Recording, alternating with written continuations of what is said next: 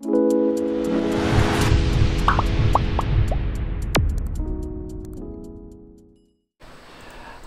বিষয় 2024 সালের ষষ্ঠ শ্রেণীর তৃতীয় পর্যায়ক্রমিক মূল্যায়নের অঙ্কের সেট 1-এর প্রশ্ন এবং তার উত্তর। তোমার তৃতীয় পর্যায়ক্রমিক মূল্যায়ন আগামী নভেম্বর মাসের শেষে অথবা ডিসেম্বরের শুরুতে অনুষ্ঠিত হবে। এই পরীক্ষায় তোমাদের পূর্ণমান থাকবে 70 এবং এর জন্য সময় হবে 2 ঘন্টা 30 মিনিট। তোমাদের এর আগে থার্ড ইউনিট টেস্ট অর্থাৎ এই ফাইনাল পরীক্ষার বাংলা, ইতিহাস, ভূগোল, বিজ্ঞানের প্রশ্ন এবং উত্তর করানো হয়ে গেছে। তোমরা যারা যারা দেখোনি তাদের জন্য লিঙ্ক ডেসক্রিপশন বক্সে আছে, তোমরা সেখান থেকে দেখে নিতে পারো। তোমাদের এই প্রশ্নোত্তর পর্ব শুরু করার আগে একবার দেখে নেবো তোমার সিলেবাসে ঠিক কোন কোন চ্যাপ্টার রয়েছে এবং সেখান থেকে কত নম্বর প্রশ্ন আসতে চলেছে। তবে তারও আগে বলে রাখি, তোমরা যারা এই চ্যানেল নতুন তারা অবশ্যই চ্যানেলটিকে সাবস্ক্রাইব করে দিও এবং পাশে থাকা বেল আইকনটি প্রেস করে দিও এবং অবশ্যই যদি তোমাদের ভিডিওটা ভালো লাগে একটি লাইক করতে কিন্তু কখনোই ভুলবে না। যে ফাইনাল পরীক্ষা আছে তাতে তোমাদের অতি সংক্ষিপ্ত প্রশ্ন যেটার মান থাকবে 1, সেখানে পাটিগণিত থেকে 4টে থাকছে, বীজগণিত থেকে থাকছে 1টা, জ্যামিতি থেকে থাকছে 1টা। সংক্ষিপ্ত প্রশ্ন যার মান থাকবে 2 করে, 7 × 14, এখানে পাটিগণিত থেকে 4টে পাবে, বীজগণিত থেকে 1টা প্রশ্ন এবং জ্যামিতি থেকে 2টো প্রশ্ন পাবে। তারপরে তোমাদের পাটিগণিতের 5টা প্রশ্ন, প্রতিটি প্রশ্নের মান থাকবে 4 করে। এখানে বর্গমূল, শতকরা, লসাগু, গসাগু, পরিসীমা, ক্ষেত্রফল, সময়ের পরিমাপ, অনুপাত ও সমানুপাত, মেট্রিক পদ্ধতি, ভগ্নাংশের গুণ ও ভাগ, যে কোনো 7টির মধ্যে 5টা করতে দেওয়া হবে এখানে। তারপর দেখো বীজগণিত থেকে যে 3টে প্রশ্ন থাকছে, প্রতিটি প্রশ্নের মান থাকবে 3 করে। এখানে যে কোনো 5টির মধ্যে তোমাদেরকে 3টে করতে হবে। তারপরে দেখো জ্যামিতি থেকে 2টি করে প্রশ্ন আসবে। তো প্রথমে প্রত্যেকটি প্রশ্নের মান 2, প্রতিসাম্য, পরিপ্রেক্ষিত ও অন্যান্য 3টির মধ্যে 2 করতে হবে। তারপরে 2টি এর মান থাকবে 3টি, সম্পাদ্য থাকবে 3টির মধ্যে 2টি করতে হবে। তারপরে 2টি হচ্ছে মান থাকবে 3টির মধ্যে 2টি। তারপরে রাশিবিজ্ঞান থেকে একটা 3 নম্বরের প্রশ্ন, একটা 4 নম্বরের প্রশ্ন। যেটা 3 নম্বরের প্রশ্ন সেটা হচ্ছে তথ্য সাজানো, আর যেটা 4 নম্বরের প্রশ্ন সেটা হচ্ছে স্তম্ভচিত্র। 2টির মধ্যে 1টি করতে হবে। বোঝা গেছে তাহলে তোমাদের কোন চ্যাপ্টার থেকে কী টাইপের প্রশ্ন আসছে। এবার আমরা দেখে নিব তোমাদের প্রশ্ন এবং উত্তরগুলি কেমন হতে পারে। এটা তোমাদের পর্ষদ নির্ধারিত মডেল প্রশ্ন, অর্থাৎ এই প্রশ্ন কিন্তু তোমাদের জন্য খুব ইম্পর্টেন্ট। দেখো তোমাদের যে 70 নম্বরের যে প্রশ্ন, প্রথমে থাকছে কিছু এমসিকিউ, 6টা এমসিকিউ আছে। 1 অংশ, সঠিক উত্তরটি বেছে নিয়ে লেখো 1 অংশ সমান কত, 20% নাকি 25% নাকি 50% নাকি 100%। তো আমরা জানি 1 অংশ মানে পুরোটাই, অর্থাৎ 100%। তো ডি হচ্ছে সঠিক উত্তর। এবার দেখো এখানে একটা পিচবোর্ডের ছবি দিয়েছে, পিচবোর্ডের যে ভাঁজ দিয়েছে, দেখো পাশের পিচবোর্ডের কাগজটিতে 6টি বর্গাকার ক্ষেত্র আছে। বিন্দু অনুযায়ী যদি ভাঁজ করি তাহলে কি পাবো। দেখো এইটা আমি একটু জুম করছি তাহলে তোমরা ভালো করে বুঝতে পারবে। এইটাকে যদি আমরা বিন্দু অনুযায়ী আমরা ভাঁজ করি তাহলে দেখো একটা কি পাবো, যদি এখানে বর্গাকার ক্ষেত্র বলেছে, আয়তাকার ক্ষেত্র কিন্তু বলেননি। বর্গাকার ক্ষেত্র হচ্ছে প্রতিটি বাহু কিন্তু সমান, আর বর্গাকার ক্ষেত্রে কি হয়, একটা ঘনক তৈরি হয়, মানে লুডোর ছক্কার মতো একটা ঘনক তৈরি হবে। বোঝা গেছে? তাহলে সঠিক উত্তর ঘনক। আর যদি এখানে বর্গাকার ক্ষেত্র না বলে আয়তাকার ক্ষেত্র বলতো তাহলে এর উত্তর হতো আয়তঘন। বোঝা গেল? তারপরটা দেখো, পেনের দৈর্ঘ্য ঢাকনার দৈর্ঘ্যের 4 গুণ। তাহলে পেনের দৈর্ঘ্য ঢাকনার দৈর্ঘ্যের 4 গুণ। পেনের দৈর্ঘ্য যদি 1 হয়, ঢাকনার দৈর্ঘ্যকে যদি আমরা 1 ধরি তাহলে পেনের দৈর্ঘ্য কত হবে, 4 হিসাবে তাই বলছে এখানে। তাহলে বলছে পেন এবং ঢাকনার দৈর্ঘ্যের অনুপাত। তাহলে এটা আমাদের পেন, এটা ঢাকনা। তো পেন এবং ঢাকনার দৈর্ঘ্যের অনুপাত কত, 4:1।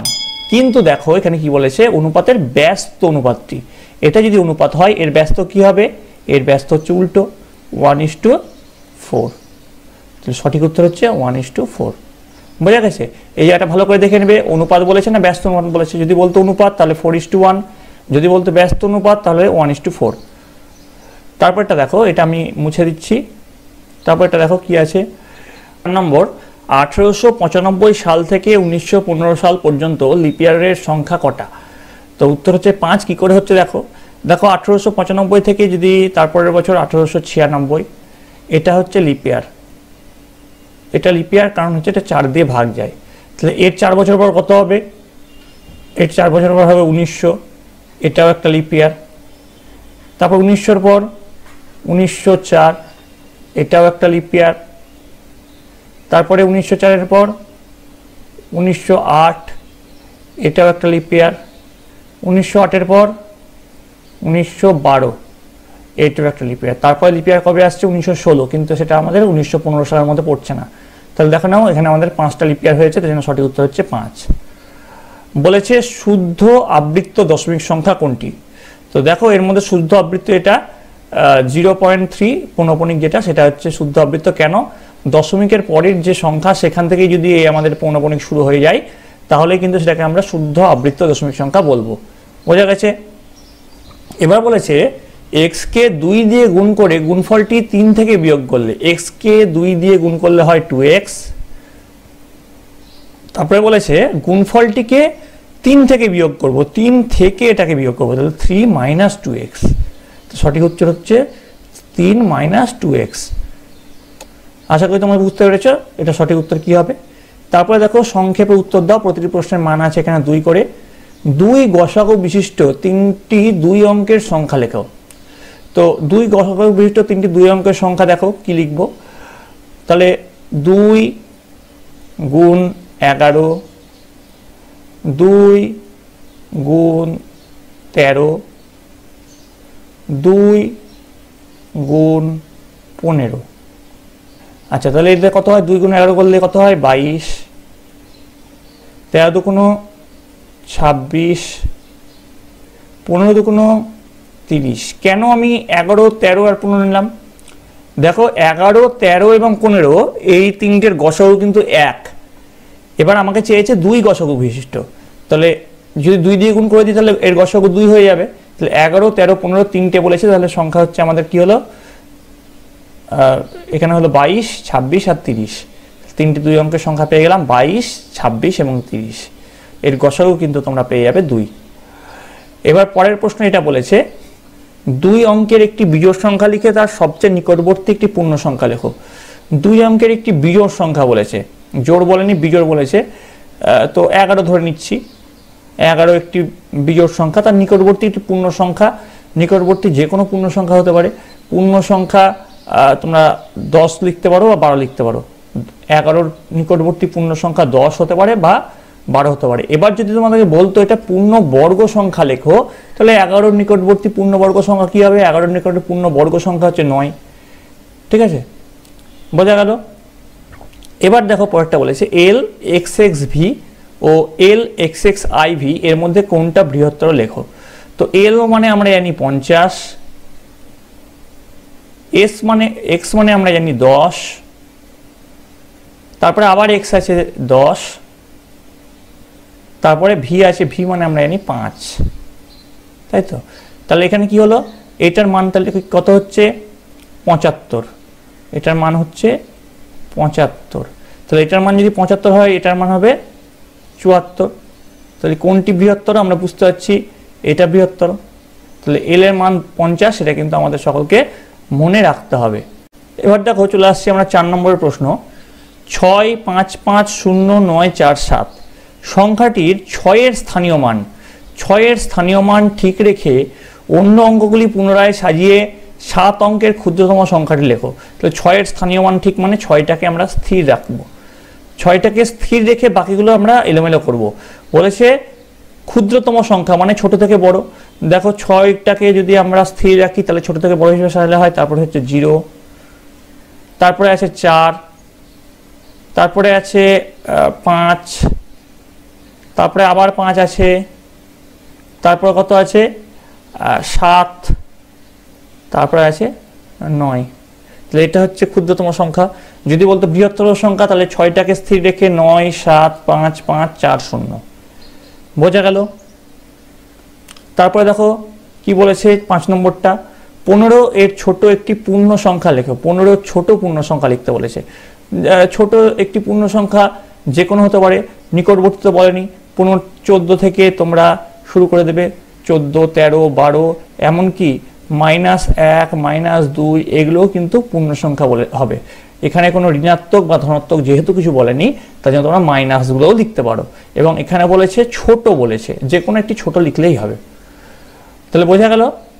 এবার দেখো, চলে আসছি পরের প্রশ্ন। 4টি 30 ডিগ্রি 60° এবং 90° সেট স্কোয়ারের সাহায্যে যে বিশেষ ধরনের চতুর্ভুজ করতে হবে তার নাম লেখো।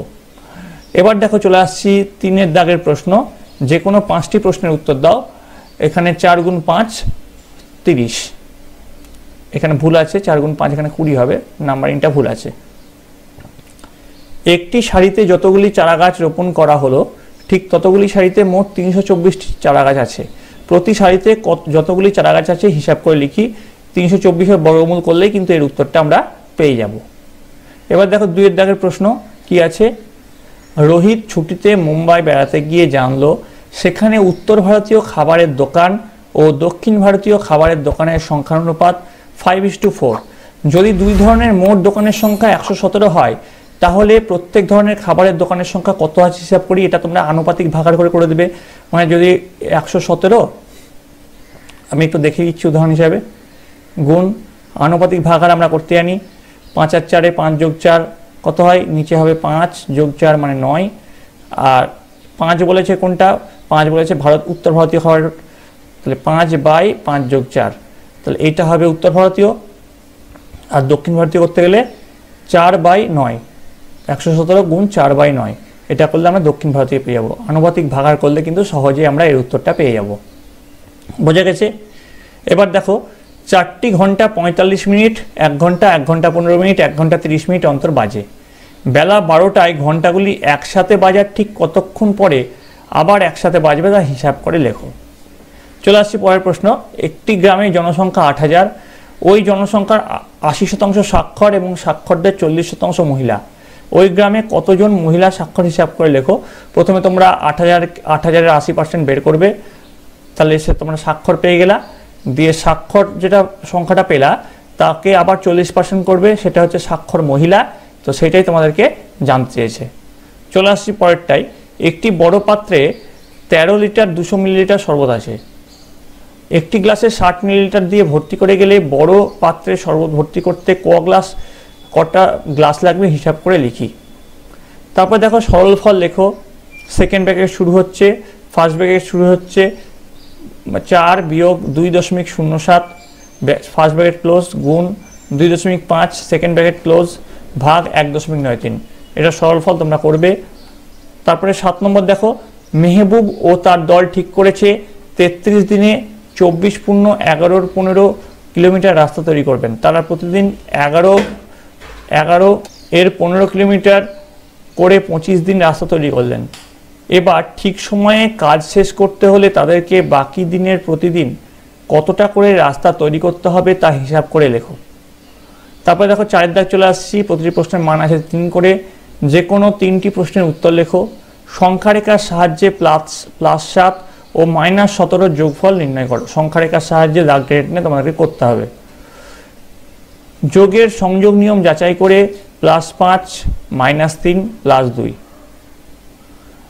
সরল ফল নির্ণয় করো +13 -12 -15।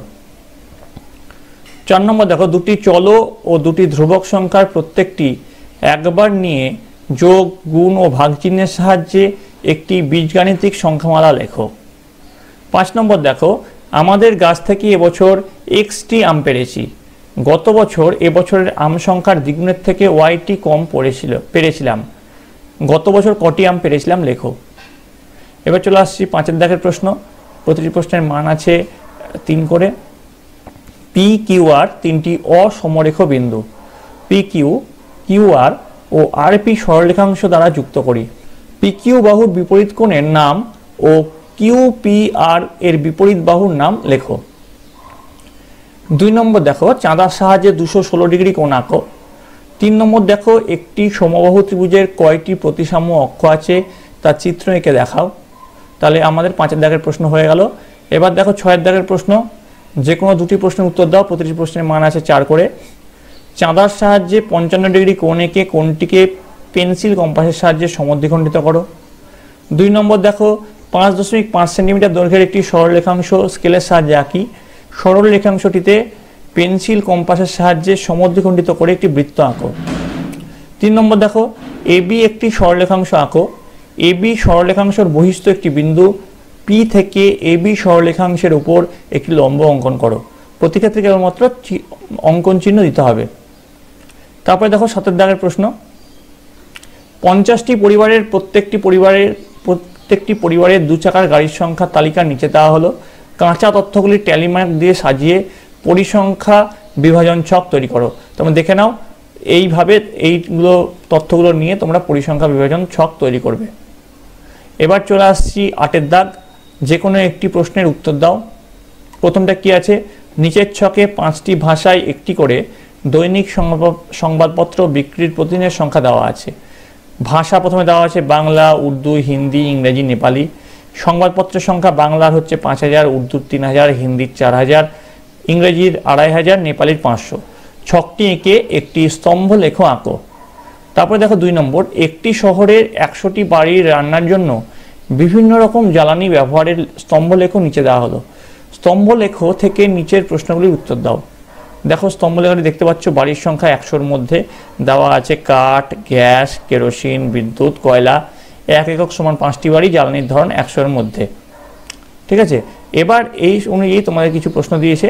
1 নম্বর, সব থেকে বেশি বাড়ি কোন জ্বালানি ব্যবহার করে? তারপরে কোন জ্বালানি সবচেয়ে কম বাড়ি ব্যবহার করে? 3 নম্বর, কোন বাড়ি জ্বালানি হিসাবে কয়লা ব্যবহার করে? কটি বাড়ি জ্বালানি হিসাবে কয়লা ব্যবহার করে?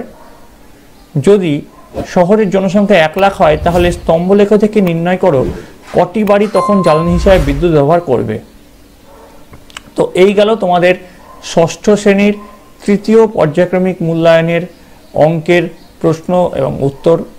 তোমাদের যদি এই প্রশ্নটি ভালো লেগে থাকে অবশ্যই লাইক করবে, বন্ধুদের কাছে অনেক অনেক শেয়ার করবে। তোমরা ভুলে যেও না, এই প্রশ্নটি তোমাদের পর্ষদ নির্ধারিত নমুনা প্রশ্ন থেকে নেওয়া হয়েছে, অর্থাৎ এই প্রশ্ন কিন্তু প্রতিটি বিদ্যালয়ের জন্য খুব ইম্পর্টেন্ট। তোমরা এই প্রশ্নটি ভালো করে প্র্যাকটিস করো এবং তোমাদের বইয়ের অঙ্কগুলি খুঁটিয়ে করো, তাহলে আশা করি তোমাদের 100% সাফল্য আসছে। তোমরা সকলে ভালো থাকবে, তোমরা সকলে সুস্থ।